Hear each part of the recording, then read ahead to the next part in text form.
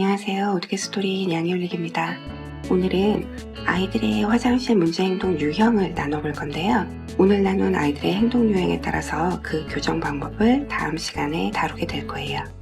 고양이들은 평균적으로 4주차에 들어서면 어미로부터 화장실 매너를 학습해요. 그렇기 때문에 어미와 함께 한 달 이상 보낸 적이 있는 아이들이라면 가정으로 입양을 와서도 무리 없이 화장실 사용에 적응하게 돼요. 오히려 어린 고양이들이 볼일을 보기 전에 모래를 파내서 구멍을 만들고 용변을 보고 나서 꼼꼼하게 덮는 행동을 더 열심히 해요. 처음 배운 애들이 FM대로 가는 거죠. 고양이들이 용변을 보고 흙으로 덮는 행동은 적으로부터 자신의 냄새를 숨기기 위해서 생겨난 습성인데, 안전한 실내에서 호의호식 하다 보면 이런 습성이 퇴보돼요. 그래서 아이들 중에는 어느 정도 잘하면 대변은 잘 덮는데 소변은 대충 덮고 나오는 아이들도 굉장히 많아요. 저번 주에 게재한 화장실 기본 환경 정보들을 접하고 나서 우리 집 화장실은 그렇게 좋은 위치에 있지 않은 것 같은데 우리 집 아이들은 작은 화장실을 사용하는데도 문제가 없는데 하는 분들도 많으시죠. 고양이는 화장실을 같이 쓰지 않는 습성을 가지고 있다고 말씀을 드렸어요. 근데 같이 살다 보면 같이 쓸 수 있죠. 함께 사는 아이들과 사이가 좋고 풍요로운 환경에서 살고 있다면 작은 불편함 정도는 감수할 수 있어요. 하지만 어디까지나 이건 기분 좋을 때 얘기죠. 기분이 나빠지면 평소 하던 것 중에서 별로 마음에 안 들었던 게 더 싫어지는 거예요. 집안의 다른 아이와 사이가 좋지 않거나 가정에 새로운 고양이가 왔거나 이사를 갔거나 어떤 불안 요소가 생겼을 때 그동안 충분하지 못했던 화장실 환경에서 지내던 아이들이 화장실 문제 행동을 일으킬 수 있는 확률이 더 높아지는 거예요. 지금 아이들이 별 문제 없이 지내고 있다면 지금 환경을 잘 유지해 가시는 게 중요해요. 화장실 배치나 밥자리의 배치뿐만 아니라 전체적인 환경으로 인해서 지금 아이들이 느끼고 있는 심리적인 안정감을 유지해 주셔야 돼요. 집사님이 생각하시기에 지금 현재 아이들의 화장실 환경이 부족하다고 느껴지신다면 최대한 현재 상황과 드라마틱하게 변화되지 않는 선에서 조금씩 개선해 주시면 좋겠죠? 예를 들어서 아이들의 화장실과 밥자리가 너무 가깝다고 느껴지신다면 화장실 위치를 바로 바꾸기보다는 밥자리를 조금 더 먼 곳으로 떨어뜨려 주시는 걸로 아이들이 최대한 변화에 거부감을 느끼지 않게 변경을 시켜주세요. 화장실 문제 행동은 심리적인 원인들과 함께 질환적인 부분들도 꼭 같이 염두에 두셔야 하는데요. 미드닝이라고 불리는 대변 테러를 하는 아이들의 경우에는 설사 등의 소화기 질환을 가지고 있는 아이들이 압도적으로 많고요. 소변 테러를 하는 아이들의 경우에도 방광염이나 결석, 슬러지, 요도 문제로 인해서 화장실 사용이 불편한 아이들이 많아요. 꼭 이런 비뇨기 관련 질환이 아니라도 신체적인 질병이나 골절, 노령으로 인해서 불편함을 느끼는 아이들 역시 화장실 문제 행동을 보일 수 있어요. 그렇기 때문에 화장실 문제 행동을 보이는 아이들이 있다면 반드시 건강 체크를 먼저 해주시고 이에 따른 적절한 치료가 병행되어야 해요. 저는 이런 질환적인 부분들이 룰 아웃된 상태, 심리적인 측면에서만 오늘 아이들의 유형을 나눠볼게요. 대소변을 모두 화장실 이외의 장소에서 보는 아이들은 심각한 스트레스를 의심해 볼 수 있을 거예요. 파양이나 유기, 학대 등의 큰 스트레스 사건들 이외에도 아이가 심리적으로 크게 불안할 수 있는 환경에 놓인 아이들이 여기에 포함되는 거죠. 고양이가 대소변을 모두 화장실 이외의 장소에서 한다는 건 화장실 사용을 잘 하지 않는다는 거죠. 그리고 또 하나 예상해 볼 수 있는 사항은 성묘 중에서는 화장실 사용을 해보지 않은 실내 고양이 경우를 들 수 있어요. 실내 고양이로 살면서 이렇게 화장실 사용을 해보지 않은 아이들은 입양 오기 전에 생활 환경을 전해드리시기도 하고 아이들의 행동 패턴으로도 어느 정도 가늠을 해보실 수 있는데요. 우선 생후 한 달 이내에 아기 고양이들이 화장실 이외의 장소에 소변을 본다면 이건 화장실 사용 학습이 제대로 이루어지지 않았을 확률이 가장 크겠죠. 근데 성묘인 아이가 입양 후 후에도 한 번도 화장실 사용을 해본 적이 없다면 이 아이가 화장실 사용을 해본 적이 없겠구나 라는 사실도 의심해 보실 수 있을 거예요. 화장실 사용을 해본 적 없는 아이들은 대소변을 모두 지정된 화장실 이외의 장소에서 보면서 이 아이들이 대소변 테러를 하는 장소가 정해져 있다는 특징을 보여요. 이 아이들 나름대로는 자신들만의 화장실을 정해두고 사용하고 있는 거죠. 그렇다면 이런 아이들에게는 화장실 사용 훈련부터 시켜주셔야 할 거예요. 미드닝이라고 불리는 대변 테러를 하는 아이들은 초기에는 대소변 테러를 같이 하다가 대변 테러 행동만 남게 된 아이들이 많은데요. 앞서 말씀드린 것처럼 심한 설사나 물음변을 보는 아이들이 대변 테러를 하는 경우가 굉장히 많고요. 심리적인 이유로 인해서 대변 테러 행동이 발생하기도 해요. 후에 소개해드릴 소변 테러를 하는 아이들과 같은 심리적인 이유로 이 아이들은 소변 테러 대신에 대변 테러를 하는 경우를 들 수 있어요. 생활에서 오는 불만족의 표현으로 가장 대표적인 것이 바로 소변 테러인데요. 그래서 우리는 심리적인 이유에서 발생하는 소변 테러의 행동 유형을 좀 더 세세하게 나눠보도록 할게요. 가장 먼저 화장실 이외의 장소에서 소변을 보는 아이의 소변 형태가 스프레이 형태인지 스쿼트 형태인지를 살펴보세요. 스쿼트 형태는 아이가 화장실 이외의 장소에서 마치 화장실에서 볼일을 보듯 소변을 보는 행동인데요. 스쿼트와 스프레이의 가장 큰 차이점은 우선 소변 양과 형태에 있어요.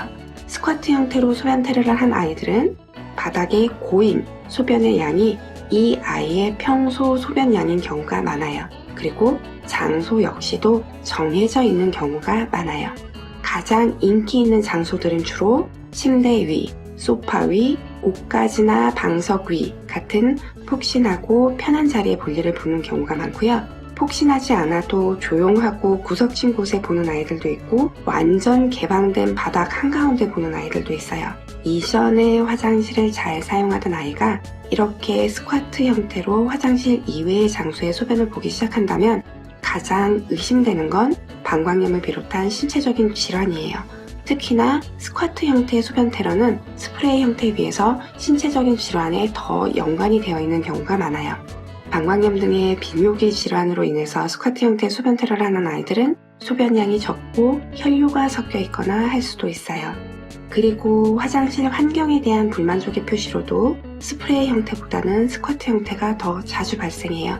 왜냐면 얘네는 지금 화장실을 갈 수 없는 이유가 있는 거죠. 화장실을 갈 수 없어서 다른 곳을 화장실로 쓰고 있는 거잖아요. 그리고 방광염 등의 질환으로 인해서 화장실 밖에서 소변을 보는 게 아니라 화장실이 마음에 안 들어서 혹은 다른 아이 때문에 화장실에 갈 수 없어서 다른 장소에 스쿼트 형태로 소변을 보는 아이들은 당연히 소변량도 많겠죠. 왜냐면 얘네 참다 가는 거니까요. 그래서 스쿼트 형태로 소변 테러를 한 아이들은 스프레이 형태의 소변 테러 아이들에 비해서 소변을 보고 나서 파묻는 행동을 많이 보여요. 어떤 아이들은 화장실에서 볼일을 볼 때보다 더 열심히 앞발로 파묻는 진용을 해요. 스프레이 소변 테러는 주로 벽 쪽에 흘러내리는 형태의 소변 줄기를 확인하실 수 있고요. 많은 분들이 남아들에게 발생한다고 생각하시지만 여아들도 스프레이 행동을 보여요. 스프레이는 아주 대량으로 벽에 흩뿌리기보다는 조금씩 찔끔찔끔 흘러내리는 형태로 이름값을 해요. 그리고 스프레이를 하는 아이들은 집사님한테 들킨 것에도 그다지 동요하지 않아요. 집사님 눈을 똑바로 보면서 엉덩이를 부르르 떨면서 스프레이를 완수해요. 스프레이를 하고 나서 냄새 맡고 할 거 다 하고 다른 곳으로 가는데요. 화장실에서 소변을 덮을 때 보이는 파묻는 행동은 좀처럼 보이지 않아요.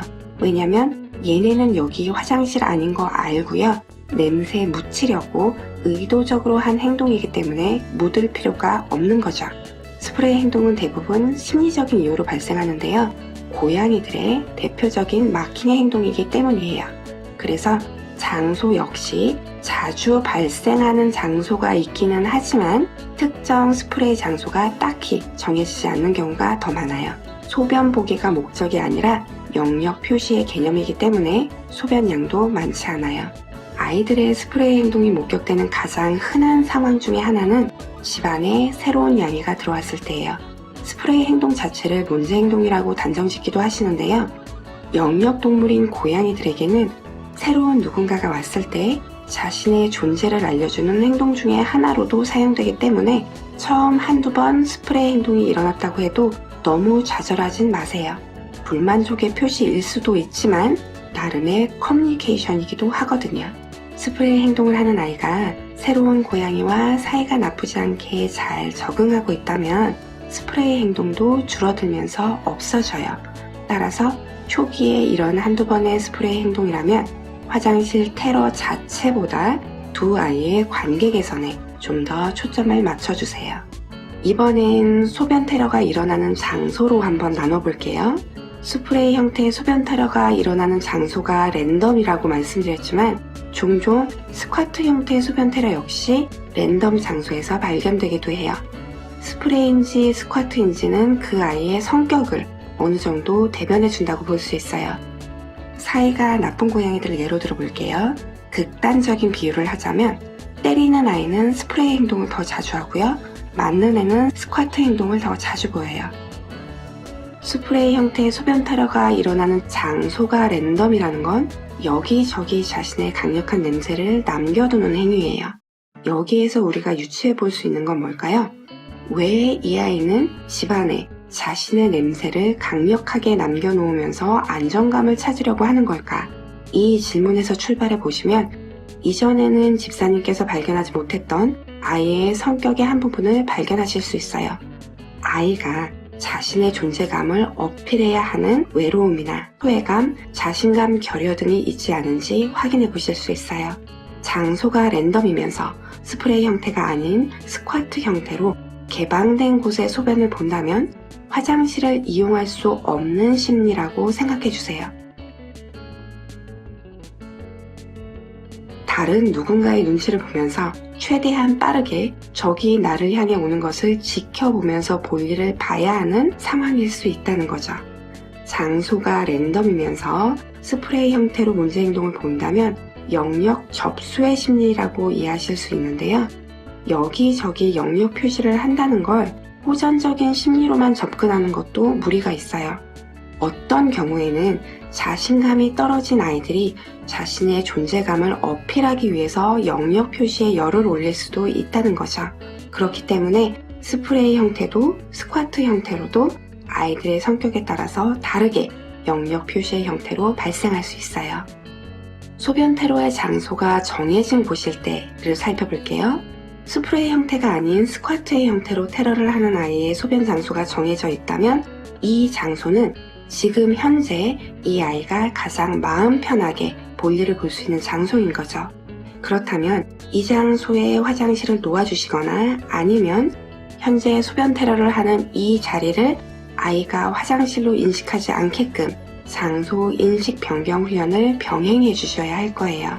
그리고 또 어떤 아이들은 화장실 주변에 소변 테러를 보이기도 하는데요. 이 아이들은 화장실에 대해서 좋지 않은 인식이 있는 경우라고 추리해 볼 수 있어요. 얘네는 화장실이 이곳이라는 걸 알고 이곳을 사용해야 하는 것도 알지만 화장실에 들어서고 싶지 않은 거죠. 질환으로 인해서 화장실을 사용할 때마다 아픈 기억이 있었거나 혹은 화장실이 지저분해서 사용할 수 없을 때도 이런 행동들을 보일 수 있어요. 화장실 문제 행동은 거의 대부분 담요 과정에서 일어나요. 외동묘 중에 소변 테러가 일어나는 상황은 신체적인 질환, 사회화 기간을 거치면서 극심한 스트레스를 받은 히스토리가 있거나 파양, 유기 등의 트라우마가 있는 아이들 같이 특별한 경우를 제외하고는 좀처럼 일어나지 않아요. 화장실 문제 행동은 공동 화장실을 만들지 않는 독립적인 생활 패턴을 가진 영역 동물인 고양이이기 때문에 일어나는 문제점인 거죠. 영역 동물이라는 개념을 장소의 개념으로만 접근하지 마시고 자신의 영역 안에서 안정감을 느끼는 아이들이 가지고 있을 심리에 대해서 생각해 보세요. 영역 동물들은 자신의 영역 안에 일어나는 변화들을 자신들이 통제하지 못하면 불안해져요. 뺏기지 않으려고 할 거고 쉽게 적응하지 못할 거예요. 이렇게 화장실 문제 행동을 보이는 아이들의 유형에 따라 몇 가지를 오늘 나눠봤는데요. 그럼 다음 주에는 이 유형들을 바탕으로 어떻게 아이들의 화장실 문제 행동을 해결해 볼 수 있는지 준비해서 돌아올게요.